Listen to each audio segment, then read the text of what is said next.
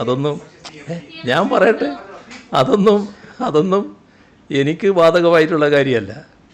പിന്നെ ഞങ്ങളൊരു മാന്യത വെച്ച് സാധാരണ മര്യാദ അനുസരിച്ചും ഇത്തരം കേസുകളിലൊന്നും മറ്റ് രാഷ്ട്രീയ ബന്ധങ്ങൾ ആരോപിക്കാൻ അധികം പോകാറില്ല. ഇതൊക്കെ ഒരു കേസാണ്. ആ കേസിൽ ആരാണോ തട്ടിപ്പ് നടത്തിയിട്ടുള്ളത് ആ തട്ടിപ്പുകാർ ഏത് കൂട്ടത്തിൽപ്പെട്ടവരായാലും നിയമത്തിൻ്റെ കരങ്ങളിൽ പെട്ട് എന്ന നിലപാട് മാത്രമേ സ്വീകരിക്കാറുള്ളൂ. ഇതുമായി ബന്ധപ്പെട്ട്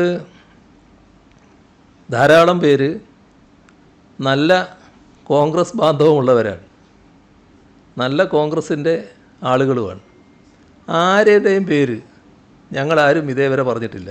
എന്താ അതിൻ്റെ ഒരു ആവശ്യമില്ല. എന്താ അതിൻ്റെ കുറ്റവാളിയാണെങ്കിൽ അന്വേഷണ സംഘം കണ്ടെത്തട്ടെ, അതുമായി ബന്ധപ്പെട്ട നിയമ നടപടികൾ സ്വീകരിക്കട്ടെ എന്ന് മാത്രമാണ്. ഇപ്പോൾ ഇതുമായി ബന്ധപ്പെട്ട് രാഷ്ട്രീയ ലാഭത്തിന് വേണ്ടി പലതരത്തിലുള്ള ചിത്രങ്ങൾ പ്രചരിപ്പിച്ചുകൊണ്ടിരിക്കുകയാണല്ലോ. അതിൽ ചിലപ്പോൾ നിങ്ങൾ നേരത്തെ പറഞ്ഞതുപോലെ എൻ്റെ പേരും എടുത്തുപയോഗിക്കുന്നുണ്ടാവും, എൻ്റെ ചിത്രങ്ങളും അതിനു വേണ്ടി വക്രീകരിച്ച് ഉണ്ടാക്കുന്നുണ്ടാവും. ഇപ്പോൾ ശബരിമല വിഷയത്തിൽ കക്ഷി രാഷ്ട്രീയം കാണാതെ നിലപാടുകൾ ഞങ്ങൾ സ്വീകരിച്ചപ്പോൾ ഇവർ നല്ല രീതിയിലും ഏതെല്ലാം തരത്തിൽ LDFനെ ഞങ്ങളെ മോശക്കാരായി ചിത്രീകരിക്കാൻ പറ്റുമോ അതിനുള്ള ശ്രമമാണ് നടത്തിക്കൊണ്ടിരിക്കുന്നത്. അതിൻ്റെ ഭാഗമായി വലിയ തോതിൽ മുദ്രാവാക്യങ്ങൾ, പാട്ടുകൾ, പിന്നെ സഖാക്കളെ കള്ളന്മാരെന്ന് വിളിക്കൽ, ഇങ്ങനെയെല്ലാമുള്ള പലതും നടക്കുകയാണ്. ഇവിടെ ചില കാര്യങ്ങൾ വ്യക്തതയുണ്ടാക്കുന്നത് നല്ലതാണെന്നാണ് തോന്നുന്നത്. ഇതൊന്നും പറയാൻ പറ്റുന്നതല്ല, എന്നാലും പറയാതിരിക്കാൻ പറ്റില്ലല്ലോ. ഇങ്ങനെ പറയിക്കലാണോ നമ്മുടെ പഴയ ആഭ്യന്തരമന്ത്രി ഉദ്ദേശിച്ചതെന്നൊന്നും എനിക്കറിയില്ല കേട്ടോ. ഏതായാലും ചില കാര്യങ്ങൾ ഞാൻ പറയുകയാണ്, അദ്ദേഹവും കൂടി താല്പര്യപ്പെടുന്ന കാര്യമായതുകൊണ്ട് പറയുന്നതാണ് നല്ലതെന്നാണ് തോന്നുന്നത്. ഇപ്പോൾ സ്വർണ്ണക്കള്ളക്കേസിൽ അറസ്റ്റിലായ ഉണ്ണികൃഷ്ണൻ പോറ്റി, ഈ പോറ്റി സ്വർണം വിറ്റു എന്ന് ഇപ്പോൾ കണ്ടെത്തിയിട്ടുള്ള ഗോവർദ്ധൻ, അയാൾ ബല്ലാരി സ്വദേശിയായ വ്യാപാരിയാണല്ലോ. ഇവർ രണ്ടാളും സോണിയാഗാന്ധിയുമായി ഒപ്പം നിൽക്കുന്ന ചിത്രമാണ് പുറത്തു വന്നിട്ടുള്ളത്. ഒരു ചിത്രത്തിൽ ഗോവർദ്ധൻ എന്ന ഈ കേസിലെ പ്രതിയിൽ നിന്ന് സോണിയാഗാന്ധി ഉപഹാരം സ്വീകരിക്കുന്ന നിലയിലാണ് ചിത്രം വന്നിട്ടുള്ളത്. രണ്ടാമത്തെ ചിത്രത്തിൽ ഈ ഉണ്ണികൃഷ്ണൻ പോറ്റി, ഈ കേസിലെ പ്രതിയായ ഉണ്ണികൃഷ്ണൻ പോറ്റി സോണിയാഗാന്ധിയുടെ കയ്യിൽ എന്തോ കെട്ടിക്കൊടുക്കുന്ന ചിത്രമാണുള്ളത്. അതിൻ്റെ കൂട്ടത്തിൽ തന്നെ ശബരിമല ഉൾക്കൊള്ളുന്ന പത്തനംതിട്ട MP ആൻ്റോ ആൻ്റണി, പത്തനംതിട്ട ജില്ലക്കാരനും നിലവിൽ ആറ്റിങ്ങൽ MP-യുമായ അടൂർ പ്രകാശ്, അവർ സോണിയാഗാന്ധിയുടെ ഒപ്പമുണ്ട് താൻ. ഇതിൽ സോണിയാഗാന്ധി രാജ്യത്തെ തന്ത്രപ്രധാന സുരക്ഷയുള്ള ഏതാനും ചിലരിൽ ഒരാളാണ്. അവരുടെ അപ്പോയിൻമെൻറ്റ് ലഭിക്കാനുള്ള കാലതാമസത്തെപ്പറ്റി ഒരുപാട് കോൺഗ്രസ് നേതാക്കൾ തന്നെ പരാതി പറഞ്ഞിട്ടുണ്ട്. ഇന്നും കേരളത്തിൽ ലീഡർ എന്ന വിശേഷണ പദത്തോടെ സാധാരണ കോൺഗ്രസ്സുകാരെല്ലാം വിളിക്കുന്ന K. കരുണാകരൻ നേരത്തെ പറഞ്ഞത് ഓർമ്മയില്ലേ? 2003 അപ്പോയിൻമെൻറ്റ് ലഭിക്കാതെ കേരള ഹൗസിൽ K. കരുണാകരൻ താമസിക്കേണ്ടി വന്നു. സോണിയാഗാന്ധിയുടെ അപ്പോയിൻമെൻറ്റ് ചോദിച്ചതാണ്. പിന്നാലെ അദ്ദേഹം കേരളത്തിലേക്ക് മടങ്ങി. ഇവിടെ എത്തിയതിന് ശേഷം അതിലുള്ള നീരസം അദ്ദേഹം പരസ്യമാക്കി. നിങ്ങൾ ചിലരൊക്കെ ആ കാലത്തും ഈ പ്രവർത്തനം നടത്തുന്നവരാണല്ലോ, നിങ്ങൾക്കറിയാവുന്നതായിരിക്കുമല്ലോ അത്. ഇപ്പോൾ കോൺഗ്രസ്സിലല്ല, നേരത്തെ ആസാം മുഖ്യമന്ത്രിയും പഴയ കോൺഗ്രസ് നേതാവ് ഹിമന്ത ബിശ്വ ശർമ്മ ഇതേ ഗാന്ധി കുടുംബത്തിൻ്റെ അപ്പോയിൻമെൻറ്റിന് വേണ്ടി ശ്രമിച്ചു, ലഭിച്ചില്ല. അദ്ദേഹം ആ നീരസത്തിൻ്റെ ഭാഗമായി BJPയിൽ ചേർന്നുവെന്ന് അദ്ദേഹം തന്നെ പിന്നീട് വെളിപ്പെടുത്തുന്ന സ്ഥിതിയുണ്ടായി. അരുണാചൽ പ്രദേശിലെ കോൺഗ്രസ്സിലെ നിയമസഭാ കക്ഷി മുഴുവനായിട്ട് തന്നെ BJPയായി മാറി.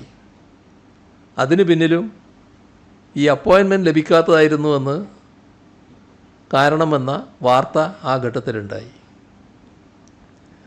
ഇത് ഞാൻ പറയുന്നത് രാജ്യത്തെ മുൻനിര കോൺഗ്രസ് നേതാക്കൾക്ക് പോലും അപ്പോയിൻമെൻറ്റ് ലഭിക്കൽ എളുപ്പമല്ല, സോണിയാഗാന്ധിയുമായുള്ള അപ്പോയിൻമെൻറ്റ് ലഭിക്കൽ.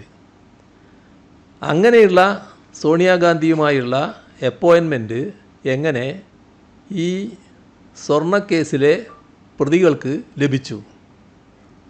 പെട്ടെന്ന് കയറി ചെല്ലാൻ പറ്റുന്നതല്ലല്ലോ. നമ്മുടെ ഇവിടെ മുന്നിലുള്ള നമ്മുടെ ഈ പത്രസമ്മേളനം നടത്തുന്ന ഇതിൻ്റെ ഹാളിൻ്റെ നേരെ മുന്നിൽ ഉള്ള പോർട്ടിക്കോ ഇല്ലേ, ആ പോർട്ടിക്കോയിൽ വെച്ചായിരുന്നു ഒരു ആംബുലൻസ് ഉദ്ഘാടനം നടന്നത്. ഒരു കൂട്ടർ ശബരിമലക്ക് കൊടുക്കുന്ന ആംബുലൻസ്.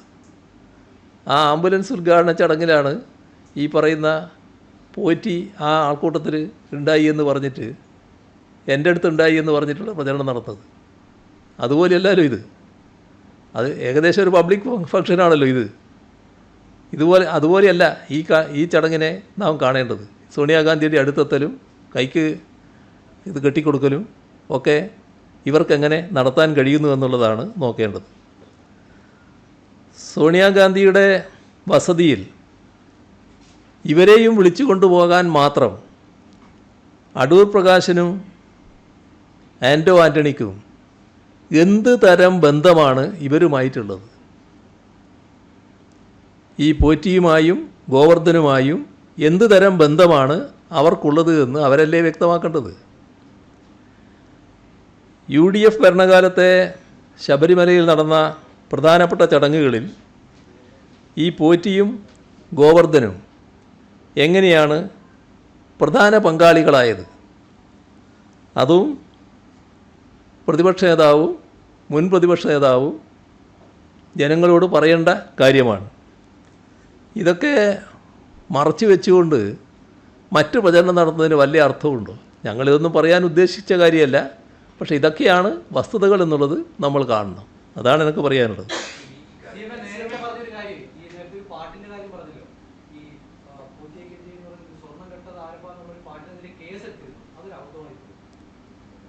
കേസിൻ്റെ വഴിക്ക് പോകുമല്ലോ. അതിൽ ഞങ്ങളെ സർക്കാരിന് കൃത്യമായി ഇത്തരം കാര്യങ്ങളൊരു നയമുണ്ട്. ആ നയം ഇതുപോലുള്ള കാര്യങ്ങൾ കേസ് കൊണ്ട് നേരിടുക എന്നുള്ളതല്ല. പാട്ടെല്ലാം ഏതെല്ലാം തരത്തിലുള്ള പാട്ടുകൾ വരാറുണ്ട്. ഒരു പരാതി എന്നാൽ ചിലപ്പോൾ കേസ് എടുത്തിട്ടുണ്ടാകുന്ന വരും. പക്ഷേ സർക്കാരിൻ്റെ നയമാണല്ലോ പിന്നെ നടപ്പാവുക. അതല്ലേ നടപ്പാകുന്നത്. നല്ല രീതിയിലുള്ള അന്വേഷണമാണല്ലോ സ്വർണ്ണക്കൊലയിൽ നടക്കുന്നത് പറയുന്നത്. പിന്നെ പത്മകുമാർ ഇപ്പോൾ അറസ്റ്റിലാണ്. പുള്ളി ഇപ്പോൾ CPM-ന്റെ പത്തനംതിട്ട ജില്ലാ കമ്മിറ്റി അംഗവുമാണ്. അദ്ദേഹത്തിനെതിരെ നടപടിയെടുക്കണമെങ്കിൽ ഇപ്പോൾ കുറ്റപത്രം സമർപ്പിക്കട്ടെ എന്നാണ് ഗോവിന്ദ മാഷ് പറയുന്നത്. ശരിക്കും ഇത്തരം ഒരു കേസിൽ അങ്ങനെ ഒരാളെ തുടരാൻ അനുവദിക്കുന്നത് ഒരു സംശയം ഉണ്ടാക്കില്ലേ ജനങ്ങളിൽ? ഞാനതിൽ പറയേണ്ട ആളല്ല. ഈ മുഖ്യമന്ത്രി എന്ന നിലക്കുള്ള സ്ഥാനത്തിരിക്കുമ്പോൾ പറയേണ്ടത് ഉത്തരവല്ലത്. അതുകൊണ്ട് ഞാൻ അതിലേക്ക് കടക്കുന്നില്ല.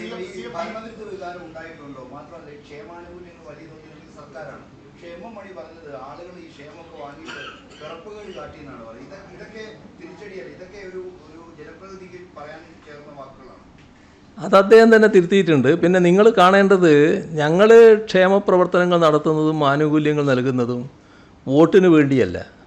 ഇവിടെ ജനങ്ങളുടെ അവകാശമാണ് ഇതൊക്കെ ലഭ്യമാവുക എന്നുള്ളത്. ഇതാരെങ്കിലും നൽകുന്ന ഒരു ഔദാര്യം എന്ന നിലക്കല്ല ഞങ്ങളതിനെ കാണുന്നത്. സർക്കാരിൻ്റെ ഒരു ഔദാര്യം ജനങ്ങൾക്ക് നൽകുന്നു എന്നുള്ളതല്ല. സർക്കാരിന് പരിമിതികളുണ്ട്, സാമ്പത്തികമായ പ്രയാസങ്ങളുണ്ട്. അതിൻ്റെ നടുക്ക് കഴിയാവുന്നത്ര സഹായങ്ങൾ ഞങ്ങൾ ചെയ്യുക എന്നുള്ളതാണ് ഞങ്ങൾ ഉദ്ദേശിക്കുന്നത്.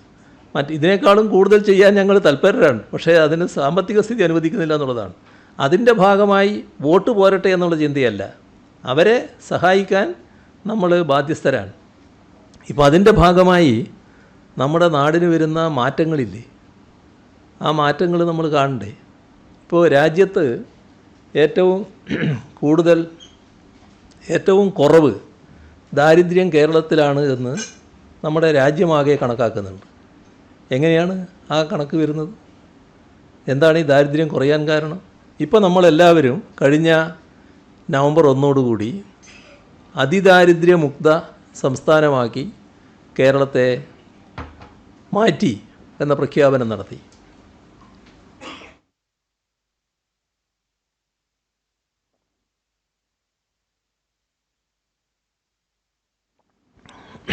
എങ്ങനെയാണ് അങ്ങനൊരു പ്രഖ്യാപനം നമുക്ക് നടത്താൻ കഴിഞ്ഞത്?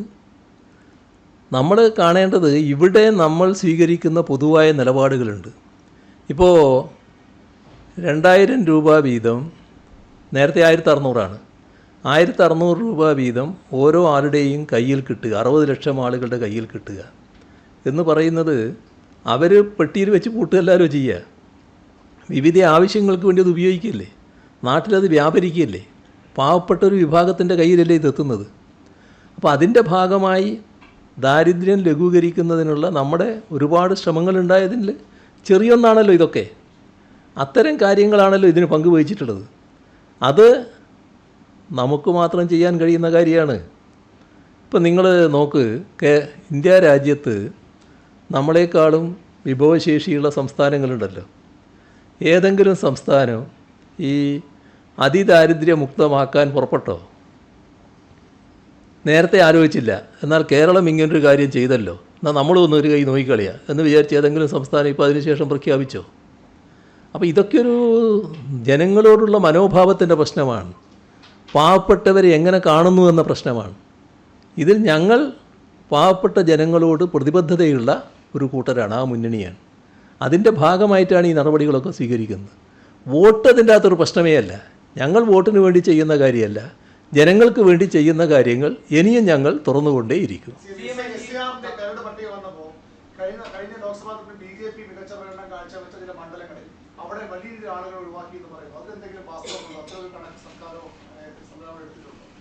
അല്ല, ഞാൻ പറഞ്ഞല്ലോ, ചില സ്ഥലങ്ങളിൽ ഈ പറയുന്ന കണക്കല്ല എൻ്റെ അടുത്തുള്ളത്. ഇവിടെ കാണേണ്ടത് നമ്മുടെ ചില പ്രദേശങ്ങളിൽ വോട്ടർമാർ ഒഴിവായി പോയതിനെപ്പറ്റി ചില പരിശോധനകൾ ആവശ്യമായിട്ടുണ്ട്. ആ പരിശോധനകൾ നടത്തേണ്ടതായിട്ടുണ്ട്. പ്രധാനപ്പെട്ട പലരും ഒഴിവായിട്ടുണ്ട്.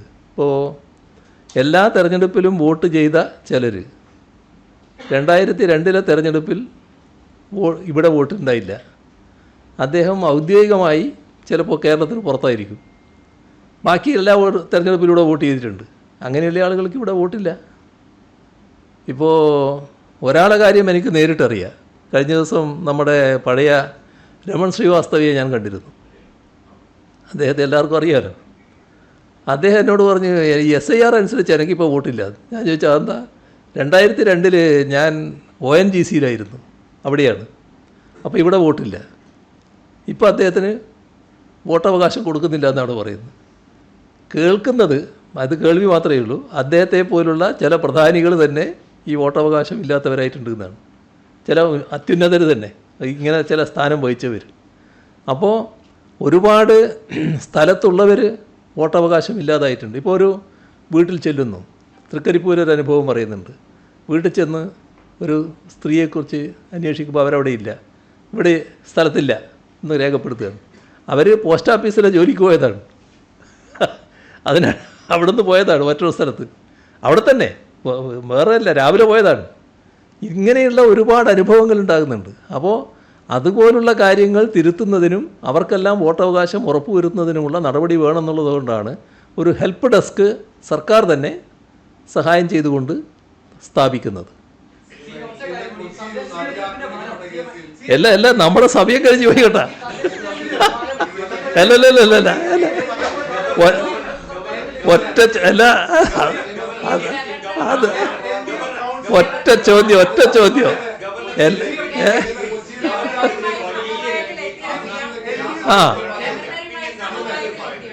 ഇത് ഈ ഒരു ചോദ്യത്തിന് മാത്രമേ മറുപടി പറയൂ. ഇനിയൊന്നും ഇന്ന് പറ്റില്ല. ഈ എല്ലാ അഡ്ജസ്റ്റ്മെൻറ്റിനെ പറ്റി പറഞ്ഞതുകൊണ്ട് അതിനെപ്പറ്റി മാത്രം ഒരു ഉത്തരം പറയുക. ബാക്കി എല്ലാ കാര്യങ്ങളും നമുക്ക് മാറ്റിവെക്കാം, പിന്നീട് പറയാം. ഇത് ഞാൻ പറയാം. ഇവിടെ സംഭവിച്ചത് എന്താ? ഇതുമായി ബന്ധപ്പെട്ട് സുപ്രീം കോടതി വരെ പോയതാണ്, കേസ് നടക്കുകയാണ്.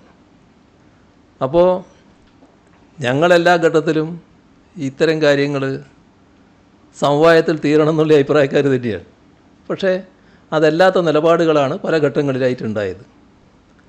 സുപ്രീം കോടതിയുടെ കേസിൽ സുപ്രീം കോടതി പറഞ്ഞു ഇതുമായി ബന്ധപ്പെട്ട് മുഖ്യമന്ത്രി ഒരു പാനൽ നൽകണം. ആ പാനലിൽ നിന്ന് ഒരാളെ ഗവർണർ നിശ്ചയിക്കണം, വൈസ് ചാൻസലറായിട്ട്. ഇതാണ് സുപ്രീം കോടതി പറഞ്ഞത്. ആ കേസിൻ്റെ ഭാഗമായി വന്നു, പിന്നെ എൻ്റെ മുമ്പിലെത്തി. ഞാനത് പരിശോധിച്ചു, പേരുകൾ ഗവർണർക്ക് സമർപ്പിച്ചു. ഗവർണർ അതിൽ തീരുമാനമെടുത്തില്ല. അതിന് പകരം ചില പേരുകൾ നിർദ്ദേശിച്ചുകൊണ്ട് അദ്ദേഹം കോടതിയെ അറിയിക്കുന്ന സ്ഥിതിയുണ്ടായി. അപ്പോൾ അതിനോട് യോജിച്ചില്ല. സുപ്രീം കോടതി അതിൽ കുറച്ച് കർക്കശമായ നിലപാടെടുത്തു. സുപ്രീം കോടതി എന്നിട്ട് പറഞ്ഞു, ആ കർക്കശ നിലപാടെടുത്തുകൊണ്ട് സുപ്രീം കോടതി പറഞ്ഞു, ഇതിൽ ഗവർണറും മുഖ്യമന്ത്രിയും സമവായം ഉണ്ടാക്കേണ്ടതാണ്, അതിനുവേണ്ടി ശ്രമിക്കേണ്ടതാണ്. നമ്മുടെ രാജ്യത്തെ അത്യുന്നത കോടതിയുടെ ഒരു നിർദ്ദേശമാണ് സമവായം ഉണ്ടാക്കാൻ ശ്രമിക്കണം എന്നുള്ളത്. ആ പരസ്യമായ നിർദ്ദേശം വന്നപ്പോൾ ഞങ്ങളതിന് അനുകൂലമായി പ്രതികരിച്ചു. ഞാനപ്പോൾ വേറെ ചില പരിപാടികളുമായിട്ട് തിരുവനന്തപുരത്തിന് പുറത്താണ്.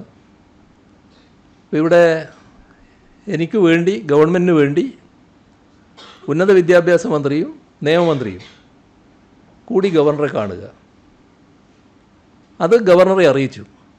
ഞാൻ തന്നെ അറിയിച്ചു, ഇങ്ങനെ കാണാൻ ഉദ്ദേശിക്കുന്നു, അവർ വരും. അത് സമ്മതിച്ചു, പോയി കണ്ടു.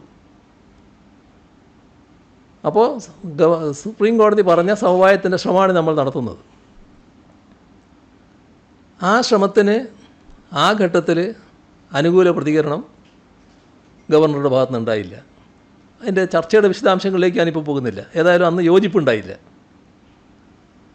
അത് പിരിഞ്ഞ കാര്യം ഞങ്ങൾ സ്വാഭാവികമായിട്ടും ഞങ്ങൾക്ക് വേണ്ടി ഹാജരാകുന്ന അഡ്വക്കേറ്റിനെ അറിയിക്കുമല്ലോ, അത് സുപ്രീം കോടതിയുടെ മുന്നിലേക്കും എത്തുമല്ലോ. അപ്പോൾ സുപ്രീം കോടതി നിർദ്ദേശിച്ചനുസരിച്ചിട്ടുള്ള പരിശോധന ഈ കമ്മിറ്റി നടത്താനിരിക്കുകയാണ്. ഇപ്പോൾ ഒരു ദിവസം രാവിലെ 2 തവണ ഗവർണർ എന്നെ വിളിക്കുകയാണ്. ഞാൻ കുളിക്കുന്ന സമയമാണ്, അതുകൊണ്ട് ഫോൺ എടുക്കാൻ പറ്റുന്നില്ല. പക്ഷേ ഒരു തവണയല്ല, 2 തവണ അദ്ദേഹം വിളിച്ചു. അത് കഴിഞ്ഞതിന് ശേഷം വീട്ടിൽ നിന്ന് പറഞ്ഞു, ഇങ്ങനെ വിളിച്ചിരുന്നു എന്ന് പറഞ്ഞു. ഞാൻ അദ്ദേഹത്തെ അപ്പം തന്നെ തിരിച്ചു വിളിച്ചു. അപ്പോൾ അദ്ദേഹം പറഞ്ഞു, നമുക്ക് സംസാരിക്കേണ്ടതുണ്ട്, യൂണിവേഴ്സിറ്റി VC-യുമായി ബന്ധപ്പെട്ട വിഷയത്തിൽ നിങ്ങളുമായിട്ട് എനിക്ക് സംസാരിക്കാനുണ്ട് എന്ന് പറഞ്ഞു. ഇപ്പോൾ ഗവർണർ അങ്ങനെ ഒരു ആവശ്യം ഉന്നയിക്കുമ്പോൾ ഞാനൊരു മുട്ടാപ്പോക്ക് നയം സ്വീകരിക്കുന്നത് ശരിയാണോ? അങ്ങനെ നയം സ്വീകരിച്ചാൽ നിങ്ങൾ തന്നെ എന്താ എന്നോട് ചോദിക്കുക, എന്താ നിങ്ങൾ അങ്ങനെ ഒരു നിലപാടെടുത്തതെന്നല്ലേ ചോദിക്കുക? ആരും അതല്ലേ ചോദിക്കുക. അപ്പോൾ ഞാൻ ഉടനെ പറഞ്ഞു, ഞാൻ വരാൻ തയ്യാറാണ്, പക്ഷേ ഉച്ചയ്ക്ക് മുമ്പ് എനിക്ക് ഒരു പരിപാടിയുണ്ട്. അപ്പോൾ ഉച്ചയ്ക്ക് മുൻപ് എനിക്കും പരിപാടിയുണ്ട്, ഉച്ചയ്ക്ക് ശേഷം കണ്ടാൽ മതി എന്ന് പറഞ്ഞു. അങ്ങനെ ഉച്ചയ്ക്ക് ശേഷം ഞാൻ പോയി കണ്ടപ്പോൾ അദ്ദേഹം ഒരു സമവായ നിർദ്ദേശം വെച്ചു. അത് നിർദ്ദേശം വന്നപ്പോൾ സമവായത്തിന് അദ്ദേഹം തയ്യാറാണെന്നുള്ള നിലയാണ് വന്നത്. നേരത്തെയുള്ള നിലപാടിൽ നിന്നൊരു മാറ്റമാണത്. നമ്മൾ കണ്ടത് നമ്മുടെ യൂണിവേഴ്സിറ്റികളുമായി ബന്ധപ്പെട്ട് യൂണിവേഴ്സിറ്റികളെ ഒരു സംഘർഷ മേഖലയല്ലാത്ത സ്ഥലമായി കാണാൻ വേണ്ടി ആഗ്രഹിക്കുന്ന കേരളത്തിലെ മഹാഭൂരിപക്ഷം ആളുകളുണ്ട്. പഠിക്കുന്ന കുട്ടികളും രക്ഷിതാക്കളും മാത്രമല്ല, യൂണിവേഴ്സിറ്റികളെ സ്നേഹിക്കുന്ന മഹാഭൂരിപക്ഷം ആളുകളും അങ്ങനെയൊരു സംഘർഷ മേഖലയല്ലാത്ത യൂണിവേഴ്സിറ്റികളെയാണ് അവർ കാണുന്നത്. ഇപ്പോൾ ഒരു യൂണിവേഴ്സിറ്റികളിലെ സംഘർഷം കുറേ കാലമായി തുടരുകയാണ്. വല്ലാത്ത അന്തരീക്ഷമാണ് നിലനിൽക്കുന്നത്. ആ അന്തരീക്ഷം തൽക്കാലം അവസാനിപ്പിക്കാനും ഒരു ശാന്തമായ അന്തരീക്ഷം കൊണ്ടുവരാനും സാധിക്കുമെങ്കിൽ അതല്ലേ നല്ലത് എന്നാണ് പെട്ടെന്ന് തന്നെ ആലോചന പോയത്. പക്ഷേ അദ്ദേഹം പറഞ്ഞപ്പോൾ ഞാൻ പെട്ടെന്ന് മറുപടി പറയാൻ പറ്റിയില്ല. ഞാൻ പറഞ്ഞു, നമ്മളെ കയ്യിൽ നിന്ന് പോയില്ലേ, ഇപ്പോൾ സുപ്രീം കോടതിയുടെ കയ്യിലല്ലേ. അപ്പോൾ സുപ്രീം കോടതിയുടെ കയ്യിലിരിക്കുന്ന കാര്യത്തിൽ നമുക്കൊരു നിലപാടെടുക്കാൻ പറ്റുമോ? ഞാനതൊന്ന് അഡ്വക്കേറ്റ് ജനറലുമായിട്ട് അന്വേഷിച്ച് പറയാം. അഡ്വക്കേറ്റ് ജനറലുമായി ഡിസ്കസ് ചെയ്തതിന് ശേഷം ഗവർണറുടെ അടുത്ത് ഞാൻ വരാം, അത് സാധിക്കുന്നതാണെങ്കിൽ അത് ആലോചിക്കുക, അതിനുശേഷം എൻ്റെ പ്രതികരണം പറയാമെന്ന് പറഞ്ഞു. ഇതെല്ലാം എൻ്റെ മനസ്സിലുണ്ട്, അതെല്ലാം വെച്ചുകൊണ്ട് അഡ്വക്കേറ്റ് ജനറലുമായിട്ട് ഡിസ്കസ് ചെയ്തു. അപ്പോൾ അഡ്വക്കേറ്റ് ജനറൽ അതിൻ്റെ വശങ്ങളെല്ലാം പരിശോധിച്ച് അദ്ദേഹത്തിന് അതുമായി ബന്ധപ്പെട്ട് തുടർ നടപടികൾ സ്വീകരിക്കാമെന്ന അഭിപ്രായമുണ്ട്. പക്ഷേ അവിടെ ഹാജരാകുന്ന, സുപ്രീം കോടതിയിൽ ഹാജരാകുന്ന പ്രധാനപ്പെട്ട സീനിയർ അഡ്വക്കേറ്റാണ് ജയദീപ് ഗുപ്ത, അദ്ദേഹമായിട്ട് കൂടി ഒന്ന് ഡിസ്കസ് ചെയ്തിട്ട് പറയാമെന്ന് പറഞ്ഞു. ആ ഡിസ്കഷൻ കഴിഞ്ഞതിന് ശേഷം അദ്ദേഹം എന്നെ വിളിച്ചു, നമുക്ക് തുടർ നടപടി സ്വീകരിക്കാമെന്ന് പറഞ്ഞു. അങ്ങനെ ഞാൻ തിരിച്ചുപോയി ആ സമവായ നിർദ്ദേശം അംഗീകരിച്ചു. ഇതാണ് ഉണ്ടായത്. അത് നമ്മുടെ കേരളത്തിലെ ഉന്നത വിദ്യാഭ്യാസ മേഖലയ്ക്ക് ഗുണകരമായൊരു കാര്യമാണ്. ഉന്നത വിദ്യാഭ്യാസ മേഖലയുടെ ഭാഗമായി യൂണിവേഴ്സിറ്റികൾ ശാന്തമായ അന്തരീക്ഷത്തിൽ പോകണം, അതിന് ഈ നില തന്നെ തുറന്നും സ്വീകരിച്ച് പോകണം എന്ന് അദ്ദേഹത്തോട് ഞാൻ പറയുകയുണ്ടായി. അദ്ദേഹവും അത് അംഗീകരിക്കുന്ന നിലയാണുണ്ടായത്. അത് മെറിറ്റ് അടിസ്ഥാനത്തിൽ നമുക്ക് കാര്യങ്ങൾ നീക്കാം എന്ന് തന്നെ പറയുന്ന നിലയുണ്ടായി. അങ്ങനെയാണത് അവസാനിച്ചത്. ഇനി ഒരു കാര്യവും ഇപ്പോൾ പറയാൻ ഉദ്ദേശിക്കുന്നില്ല, ബാക്കി കാര്യങ്ങൾ പിന്നീട് നമുക്ക് പറയാം. ശരി ശരി.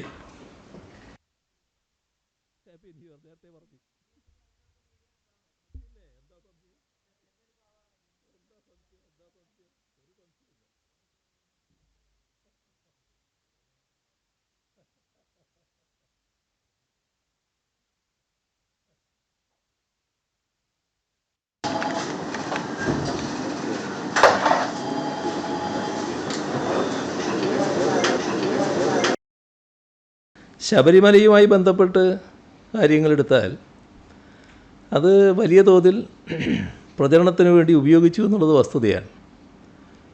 ആ പ്രചരണം BJP നടത്തിയിട്ടുണ്ട്, കോൺഗ്രസും UDF നടത്തിയിട്ടുണ്ട്. ഇവരാരാണ് കൂടുതൽ നടത്തിയതെന്ന് മാത്രമേ പരിശോധിച്ച് നോക്കേണ്ടതായിട്ടുള്ളൂ. അതിനെ ഒരു പ്രത്യേക രീതിയിൽ ഉയർത്തുന്നതിനാണ് അവർ ശ്രമിച്ചത്. പക്ഷേ ഇതിൽ വ്യക്തമാകേണ്ട കാര്യം ഇതിനോട് സംസ്ഥാന സർക്കാർ സ്വീകരിച്ച സമീപനമാണ്. സംസ്ഥാന സർക്കാരിന് ഇക്കാര്യത്തിൽ ഒരു തരത്തിലുള്ള ആശയക്കുഴപ്പവും ഉണ്ടായിരുന്നില്ല. ഏതെങ്കിലും തരത്തിലുള്ള തട്ടിപ്പുകൾ നടന്നാൽ അതെവിടെയായാലും ആ തട്ടിപ്പുകൾക്കെതിരെ ശക്തമായ നിലപാട് സ്വീകരിക്കുക എന്നുള്ളതാണ് സർക്കാരിൻ്റെ പൊതുവായ നിലപാട്. ഇവിടെയും അതുതന്നെയാണ് ഉണ്ടായത്. അപ്പോൾ ഈ കാര്യത്തിൽ പ്രത്യേക അന്വേഷക സംഘം വരിക എന്നതിനോട് സംസ്ഥാന സർക്കാരിനും പൂർണ്ണ യോജിപ്പാണ് ഉണ്ടായിരുന്നത്. ഹൈക്കോടതി പ്രത്യേക അന്വേഷക സംഘത്തെ നിയോഗിക്കുന്ന നിലയുണ്ടായപ്പോൾ അതിനെ പൂർണ്ണമായി പിന്താങ്ങുന്ന അവസ്ഥയാണ് സർക്കാർ സ്വീകരിച്ചത്. ആ പ്രത്യേക അന്വേഷക സംഘം ഫലപ്രദമായ നടപടികളാണ് സ്വീകരിച്ചു വരുന്നത്. പക്ഷേ ഈ പ്രത്യേക അന്വേഷക സംഘം വന്ന ഉടനെ തന്നെ അത് ശരിയാവില്ല, ആ അന്വേഷക സംഘം അന്വേഷിച്ചാൽ പോരാ, അത് CBIക്ക് വിടണം എന്നൊക്കെ പറഞ്ഞുകൊണ്ട് ചിലരെന്ന് പറഞ്ഞാൽ പ്രത്യേകമായി UDF നേതാക്കൾ, കോൺഗ്രസ് നേതാക്കൾ ആവശ്യം ഉന്നയിക്കുന്ന സ്ഥിതി വന്നു. പക്ഷേ നമ്മുടെ അനുഭവം എന്താണ്? വളരെ ഫലപ്രദമായി ആ അന്വേഷക സംഘം പ്രവർത്തിച്ചു എന്നുള്ളത് തന്നെയാണ്. അവർ കൃത്യമായി കാര്യങ്ങൾ കണ്ടെത്തിയിട്ടുണ്ട്, അതിൻ്റെ ഭാഗമായുള്ള നടപടികൾ സ്വീകരിച്ചു പോകുന്നുണ്ട്. അത് നമ്മുടെ അന്വേഷണം ഇനിയും അതിൻ്റെ വഴിക്ക് മുന്നേറട്ടെ എന്നുള്ളത് തന്നെയാണ് സർക്കാരിൻ്റെ കാഴ്ചപ്പാട്. ഇത് പൊതുവെ ജനസമൂഹം നല്ല രീതിയിലാണ് വിലയിരുത്തിയിട്ടുള്ളത്. ഇപ്പോൾ സാധാരണഗതിയിൽ ഇത് ഏറ്റവും കൂടുതൽ പത്തനംതിട്ടയിൽ ആണല്ലോ ബാധിക്കേണ്ടത്. അതിൽ പന്തളം നമുക്കെല്ലാവർക്കും അറിയാവുന്ന പ്രദേശമാണല്ലോ. ശബരിമലയുമായും ബന്ധപ്പെട്ട ഒരു സ്ഥലപ്പേരാണല്ലോ പന്തളം. ആ പന്തളത്തെ നഗരസഭ തദ്ദേശ സ്വയംഭരണ സ്ഥാപനം നേരത്തെ BJPയുടെ കയ്യിലായിരുന്നു. ഇത്തവണ BJPക്ക് നഷ്ടപ്പെട്ടു. ഈ ശബരിമലയുടെ പ്രത്യേക എന്തെങ്കിലും LDFനെതിരായ സ്വാധീനം ഉണ്ടായിരുന്നുവെങ്കിൽ ഈ പന്തളത്ത് BJPയുടെ നില ഗണ്യമായി കുതിച്ചുയരേണ്ടതായിരുന്നില്ലേ? അതുണ്ടായില്ലല്ലോ. അത് LDF തന്നെയാണല്ലോ അനുകൂലമായിട്ട് വന്നത്. LDF ആണല്ലോ അവിടെ BJPയെ പരാജയപ്പെടുത്തി അധികാരത്തിലിരിക്കുന്ന അവസ്ഥ ഇപ്പോൾ വന്നിട്ടുള്ളത്. ഇനി മറ്റൊരു പ്രദേശം എടുത്താൽ കൊടുങ്ങല്ലൂർ അവിടുത്തെ തദ്ദേശ ഭരണ സ്ഥാപനം, ആ നഗരസഭ നല്ല രീതിയിൽ BJP ജയത്തിനടുത്തെത്തി നിൽക്കുകയായിരുന്നു കഴിഞ്ഞ തവണ. ഒരു സീറ്റിൻ്റെ വ്യത്യാസമായിരുന്നു എന്നാണ് എൻ്റെ ഓർമ്മ. അപ്പോൾ അത്രയും അടുത്ത് ജയത്തിൻ്റെ അടുത്തെത്തി നിൽക്കുകയാണ്. ഇത്തവണ അവരാ തദ്ദേശ ഭരണ സ്ഥാപനം കൈപ്പിടിയിലെടുക്കും എന്നായിരുന്നു അവർ സ്വീകരിച്ച നില. പക്ഷേ കൈപ്പിടിയിൽ കിട്ടിയില്ലല്ലോ. LDF നല്ല നിലക്ക് മുന്നേറിയല്ലോ. അതല്ലേ സാധാരണഗതിയിൽ നമുക്ക് കാണാൻ സാധിക്കുന്നത്. അപ്പോൾ നമ്മുടെ സംസ്ഥാനത്ത് ഏതെങ്കിലും തരത്തിൽ ഈ പറയുന്ന പ്രത്യേക പ്രശ്നം വല്ലാതെ LDFനെ ബാധിച്ചു എന്ന് കാണാൻ നമുക്ക് കഴിയില്ല. അതാണ് കാണേണ്ടത്. മറ്റൊട്ടേറെ തദ്ദേശ ഭരണ സ്ഥാപനങ്ങൾ BJPയുടെ കയ്യിലുണ്ടായിരുന്ന തദ്ദേശ ഭരണ സ്ഥാപനങ്ങൾ ഇപ്പോൾ LDF ആണ് അവിടെ ഭരിക്കുന്നത്. LDFനാണ് ഭൂരിപക്ഷം കിട്ടിയിട്ടുള്ളത്. അപ്പോൾ നമ്മുടെ സംസ്ഥാനത്തുണ്ടായിട്ടുള്ള പൊതുവായ സ്ഥിതി ഇതാണെന്ന് കാണണം. എന്നാൽ പ്രധാന പ്രതിപക്ഷമായി കോൺഗ്രസ് നിന്ന ഒരു തദ്ദേശ ഭരണ സ്ഥാപനം, അതാണ് പാലക്കാട്. BJP ആയിരുന്നു നേരത്തെ അവിടെ, കോൺഗ്രസ്സാണ് പ്രധാന പ്രതിപക്ഷം. അവിടെ ഇത്തവണയും BJPക്ക് തന്നെ ജയിച്ചു വരാൻ കഴിഞ്ഞിരിക്കുന്നു. കോൺഗ്രസ്സിന് അവിടെ ഈ പൊതു അന്തരീക്ഷം ഉണ്ടായിട്ടും മുന്നേറാൻ പറ്റിയിട്ടില്ല.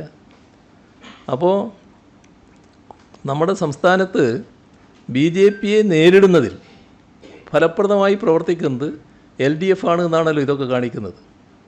നല്ല രീതിയിൽ BJPയെ സംസ്ഥാനത്താകെ അവർ കൈവശം വെച്ചിരുന്ന തദ്ദേശ ഭരണ സ്ഥാപനങ്ങളിൽ പരാജയപ്പെടുത്താൻ LDFന് കഴിഞ്ഞിരിക്കുന്നു. അത് വെച്ച് നമുക്ക് ഏതെങ്കിലും തരത്തിൽ ഒരു പ്രത്യേക നിഗമനത്തിലെത്താൻ കഴിയില്ല. ഇത് ശബരിമലയുടെ ഒരു പ്രതികരണത്തിൻ്റെ ഭാഗമായിട്ടാണ് ഇങ്ങനെയെല്ലാം സംഭവിച്ചത് എന്ന നില കാണാൻ കഴിയില്ല. വ്യത്യസ്ത കാരണങ്ങളുണ്ടാവും. അതും ചിലപ്പോൾ ഒരു കാരണമായിട്ട് കാണാൻ സാധിച്ചേക്കും ചിലയിടങ്ങളിൽ.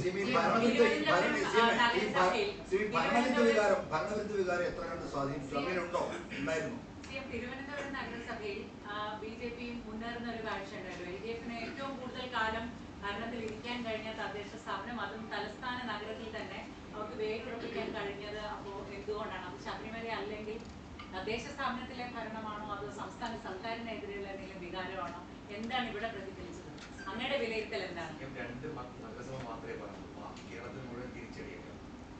അല്ല, ഇതിൽ ഞാൻ പറഞ്ഞത് BJPക്ക് നേട്ടമുണ്ടാക്കാൻ കഴിയേണ്ട ഒരു വിഷയമാണല്ലോ ശബരിമല. ആ പ്രചരണം എങ്ങനെ സ്വാധീനിച്ചു എന്നതിൻ്റെ ഉദാഹരണങ്ങളാണ് ഞാൻ എടുത്തു കാണിച്ചത്. ഇവിടെ തിരുവനന്തപുരത്തുണ്ടായത് വളരെ പ്രത്യേകതയാർന്ന നിലയാണ് എന്നത് നമ്മൾ കാണേണ്ടതായിട്ടുണ്ട്. ഇവിടെ സാധാരണഗതിയിലുള്ള വോട്ടിൻ്റെ കണക്കുകൾ ഇപ്പോൾ ഇവിടെയുള്ള ചില നേതാക്കൾ വിശകലനം ചെയ്ത് പറയുന്നത് ഞാൻ ശ്രദ്ധിക്കുകയുണ്ടായി. അതിൽ ഇടതുപക്ഷത്തെ തോൽപ്പിക്കുന്നതിന് വേണ്ടി വലിയ തോതിൽ പ്രാദേശികമായി ഒന്നിച്ചണിനിരക്കുന്ന ഒരു സമീപനം ഇവിടെ ഉണ്ടായിട്ടുണ്ട് എന്നത് നമ്മൾ കാണാതിരിക്കരുത്. ഇവിടെ UDFും BJPയും തമ്മിൽ താൽക്കാലിക നേട്ടത്തിന് വേണ്ടി ഒരു നീക്കുപോക്കുകൾ ഉണ്ടാക്കുന്ന അവസ്ഥ വന്നിട്ടുണ്ട് എന്നുള്ളതാണ് പൊതുവെ ഉയർന്നു വരുന്ന പ്രശ്നം. ഇവിടെ നമ്മുടെ ഈ തെരഞ്ഞെടുപ്പിൽ BJP ഉയർത്തിയത് അത്യന്തം അപകടകരമായ വർഗീയ രാഷ്ട്രീയമാണ്. പക്ഷേ അതിനെ പ്രതിരോധിക്കാൻ നേരത്തെ ഞാൻ പറഞ്ഞതുപോലെ LDFനാണ് ശരിയായ രീതിയിൽ സാധിച്ചത്. ഞാൻ നേരത്തെ പറഞ്ഞല്ലോ ഈ ചില പഞ്ചായത്തുകൾ LDF പിടിച്ചെടുത്തു എന്നുള്ളത്. കുളനട, ചെറുകോൽ, കള്ളിക്കാട്, കരവാരം, കല്ലുവാതുക്കൽ, കവിയൂർ, കോടന്തുരുത്ത് ഇതൊക്കെ LDF BJPയിൽ നിന്ന് പിടിച്ചെടുത്ത മണ്ഡലങ്ങളായിട്ടാണ് കാണാൻ സാധിക്കുക. ഇപ്പോൾ തിരുവനന്തപുരം കോർപ്പറേഷൻ്റെ കാര്യം പറഞ്ഞാൽ തിരുവനന്തപുരത്ത് ഏറ്റവും കൂടുതൽ വോട്ട് നേടിയത് ഇപ്പോൾ കോർപ്പറേഷൻ അതിർത്തിയിൽ ഇപ്പോഴും LDF തന്നെയാണ്. ശതമാനക്കണക്കിലും LDF ആണ് മുന്നിട്ട് നിൽക്കുന്നത്. നമ്മൾ കാണേണ്ട ഒരു കാര്യം 12ഓളം സീറ്റുകളിൽ 60 വോട്ടിനാണ് 60-ൽ താഴെ വോട്ടിനാണ് LDF പരാജയപ്പെടുന്നത്. അതിൽ BJP ജയിച്ച 26 വാർഡുകളിൽ UDFന് 1000-ൽ താഴെ വോട്ട് മാത്രമേ ഉണ്ടായുള്ളൂ. അത് സാധാരണക്ക് അങ്ങനെ വരേണ്ടതല്ല. 26 വാർഡുകളിൽ UDFൻ്റെ വോട്ട് 1000-ൽ താഴെ പോയി. ഇത് BJP ജയിച്ച സീറ്റുകൾ. ഇനി UDF ജയിച്ച 11 സീറ്റുകളുണ്ട്. ആ 11 സീറ്റുകളിൽ BJPക്ക് 1000-ൽ താഴെയാണ് വോട്ട്. അപ്പോൾ എന്തോ ഒരു നീക്കുപോക്കുകൾ ഇവിടെ ഉണ്ടായിട്ടുണ്ട് എന്നതാണ് കാണാൻ സാധിക്കുക. ഒരു പരസ്പര സഹകരണ മുന്നണിയായി BJPയും UDFും പ്രത്യേകിച്ച് കോൺഗ്രസും മാറി എന്നുള്ളതാണ് കാണാൻ സാധിക്കുക. നേരത്തെയും അത്തരം ചില കാര്യങ്ങൾ തിരുവനന്തപുരം ജില്ലയിൽ ഉയർന്നു വന്ന പരാതികളാണ്. അപ്പോൾ BJPയുടെ രാഷ്ട്രീയത്തെ എതിർത്ത് തോൽപ്പിക്കാൻ വേണ്ടി ശക്തമായ നിലപാട് സ്വീകരിക്കുന്നത് LDF തന്നെയാണ്. ഇത് ഒരു ഭാഗം മാത്രമാണ്. എന്നാൽ മറ്റു ചില വശങ്ങൾ പരിശോധിക്കേണ്ടതുണ്ടാവും. ആ പരിശോധന LDF നടത്തുക തന്നെ ചെയ്യും. ആ നടത്തിക്കൊണ്ടിരിക്കുകയാണ്.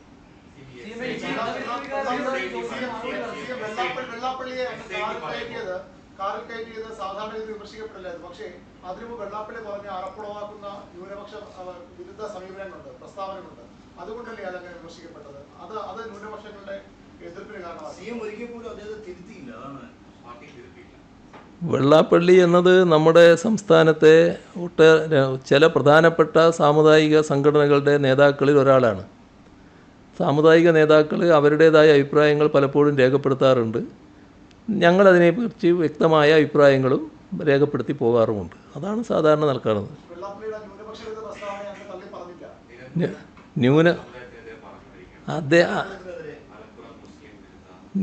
ന്യൂനപക്ഷ വിരുദ്ധമല്ല ഞാൻ പറയുന്നത് എന്ന് അദ്ദേഹം തന്നെ വ്യക്തമാക്കുന്നുണ്ട്. ലീഗിനെതിരായിട്ടാണ് ഞാൻ പറഞ്ഞത്. എന്നെ എന്തിനാണ് ന്യൂനപക്ഷ വിരുദ്ധനാക്കുന്നതൊക്കെ അദ്ദേഹം തന്നെ ചോദിക്കുന്നുണ്ടല്ലോ. നിങ്ങൾ പ്രചരണത്തിൻ്റെ ഭാഗമായിട്ടെടുത്താൽ ഇപ്പോൾ കേരളത്തിൽ SIR നടപ്പിലാക്കുന്നത് ഈ കേരളത്തിലെ LDF ഗവൺമെൻറ്റിൻ്റെ മുൻകൈയോടുകൂടിയാണ്. അതിന് മുഖ്യമന്ത്രിയാണ് കാരണക്കാരനെന്ന പ്രചരണം ഇവിടെ ഒരു കൂട്ടം അഴിച്ചു വിട്ടിട്ടില്ലേ? അതിലെന്തെങ്കിലും വസ്തുതയുള്ളതാണോ? ആ പ്രചരണം ബോധപൂർവം ന്യൂനപക്ഷങ്ങളെ തെറ്റിദ്ധരിപ്പിക്കാൻ വേണ്ടി അഴിച്ചുവിട്ടിയ ഒന്നാണല്ലോ. ആ പ്രചരണത്തിൻ്റെ വക്താക്കളായി നിന്നത് ശരിയായ ബുദ്ധി ജമാഅത്തെ ഇസ്ലാമിയുടേതാണെങ്കിലും അതിൻ്റെ പ്രചാരകരായിട്ട് നിന്നത് ഇന്ത്യൻ യൂണിയൻ മുസ്ലിം ലീഗുകാരല്ലേ. ഇതെല്ലാം നമ്മുടെ നാട്ടിൽ നടക്കുകയല്ലേ. അപ്പോൾ അവരവർക്ക് വേണ്ട കാര്യങ്ങൾ അവരവരും അല്ലാതെ പ്രചരിപ്പിച്ചുകൊണ്ടിരിക്കുകയാണെന്ന് അർത്ഥം. നമ്മൾ ശരിയായി കാര്യങ്ങൾ മനസ്സിലാക്കാൻ തയ്യാറാകണമെന്ന് മാത്രമേ ഉള്ളൂ.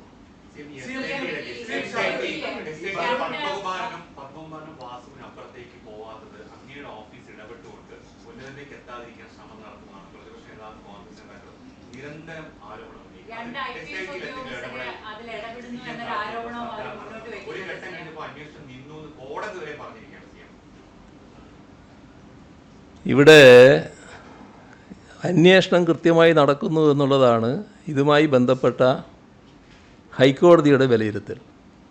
ഹൈക്കോടതി ഇക്കാര്യത്തിൽ ഏതെങ്കിലും തരത്തിലുള്ള ഒരു നെഗറ്റീവായ പരാമർശം നടത്തിയെന്ന് പറയാൻ കഴിയില്ല. കാരണം ഹൈക്കോടതിയുടെ മേൽനോട്ടത്തിലാണ് അന്വേഷണം നടക്കുന്നത്. ആ മേൽനോട്ടം നമുക്കെല്ലാം അറിയാവുന്നതുപോലെ നടത്തുന്നൊരു ബെഞ്ചുണ്ട്. ഇവിടെ ഒരു ജാമ്യാപേക്ഷയാണെന്ന് തോന്നുന്നു, ഒരു ബെഞ്ച് ഒരു ഒരു ബെഞ്ചിൻ്റെ മുമ്പിലെത്തിയപ്പോൾ അദ്ദേഹം ചില പരാമർശങ്ങൾ നടത്തിയിട്ടുണ്ട്. അത് അന്വേഷണ കമ്മീഷനെതിരായിട്ടാണോ കേസ് കേൾക്കുന്ന ഡിവിഷൻ ബെഞ്ചിനെതിരായിട്ടാണോ എന്നത് അദ്ദേഹവും ഹൈക്കോടതിയും പരിശോധിക്കേണ്ട കാര്യമാണ്. ഞാനതിന് മറുപടി പറയാൻ ആളല്ല. കാരണം ഞാൻ പറയട്ടെ, കാരണം അതുമായി ബന്ധപ്പെട്ട് കാര്യങ്ങളാകെ പരിശോധിച്ചുകൊണ്ടിരിക്കുന്നത് ഒരു ഹൈക്കോർട്ട് ബെഞ്ചാണ്. ആ ബെഞ്ചിൻ്റെ മുന്നിലാണ് കേസുമായി ബന്ധപ്പെട്ട ഡീറ്റെയിൽസ് എല്ലാം ഉള്ളത്. അവരാണ് ഈ അന്വേഷണ സംഘത്തെ ഇടയ്ക്ക് ബന്ധപ്പെടുകയും കാര്യങ്ങൾ പരിശോധിക്കുകയൊക്കെ ചെയ്യുന്നത്. ഇത് ജാമ്യവുമായിട്ട് ബന്ധപ്പെട്ട ചില കാര്യങ്ങൾ മാത്രം അദ്ദേഹത്തിൻ്റെ മുന്നിലെത്തിയതാണ്. അന്നേരം അദ്ദേഹം ചില പരാമർശങ്ങൾ നടത്തിയിട്ടുണ്ട്. ആ പരാമർശങ്ങൾ ഏതെങ്കിലും തരത്തിൽ അന്വേഷണ കമ്മീഷനെ ബാധിക്കുന്നൊരു കാര്യമല്ല. കാരണം അന്വേഷണ കമ്മീഷൻ നല്ല കൃത്യതയോടെ വ്യക്തതയോടെ അന്വേഷിച്ചു പോവുകയാണ്. അതിൽ ഏതെങ്കിലും തരത്തിലുള്ള നെഗറ്റീവായ പരാമർശം ഉണ്ടായി എന്ന് പറയാൻ കഴിയില്ല ഹൈക്കോടതിയുടെ ഭാഗത്ത് നിന്ന്. ഇദ്ദേഹത്തിൻ്റെ പരാമർശം എങ്ങനെ വന്നു എന്നുള്ളത് ഹൈക്കോടതി പരിശോധിച്ച് നോക്കട്ടെ എന്ന് മാത്രമേ എനിക്ക് പറയാനുള്ളൂ.